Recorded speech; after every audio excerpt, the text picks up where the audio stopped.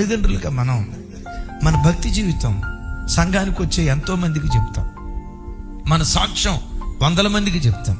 వెళ్ళిన చోట అనేకులకు చెప్పే మనం ఎందుకో పిల్లలను కూర్చోబెట్టి మన సాక్ష్యం చెప్పేటప్పుడు నోరు నొక్కుకుపోతే అందరికీ చెప్తాం. ప్రత్యేకంగా మన కడుపును పుట్టిన మన పిల్లలకు, మన బిడ్డలకు మన అనుభవాలు పంచుకుందుముగాక. మీ పిల్లలు మీ ఇంట్లో మీతో పాటు ఉన్నప్పుడు యేసయ్య మిమ్మల్ని ఎట్లా దర్శించాడో, కలలో కానీ, వాక్యం ద్వారా కానీ, దర్శనం ద్వారా కానీ దేవుడు మిమ్మల్ని ఎట్లా దర్శించాడో, మీరు మోకరించి ప్రార్థించేటప్పుడు మీరు పొందుకున్న ఆత్మీయ అనుభూతి ఏంటో, దేవుడు మిమ్మల్ని బలపరిచిన విధానం.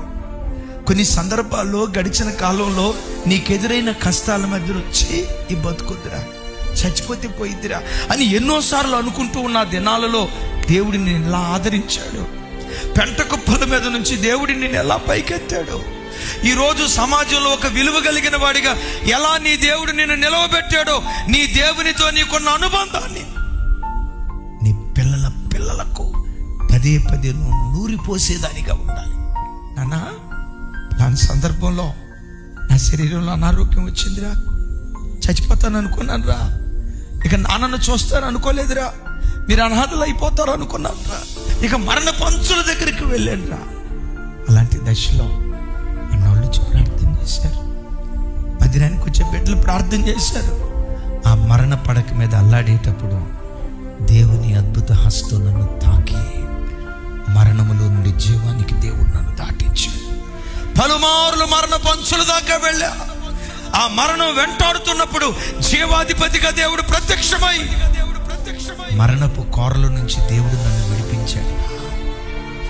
కుటుంబాన్ని ఎలా కట్టుకోవాలో దేవుడు నాకు నేర్పాడురా, పిల్లల్ని ఎలా పెంచాలో దేవుడు నాకు నేర్పాడురా, చిన్న కష్టార్జితాన్ని జాగ్రత్తగా ఎలా వాడుకోవాలో దేవుడు నాకు నేర్పాడురా.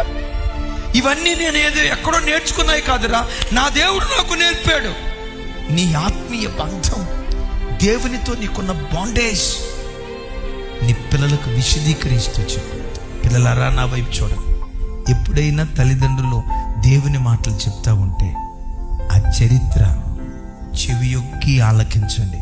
వినుట వలన విశ్వాసం పుడుతుందని లేఖనం అంటుంది కదా.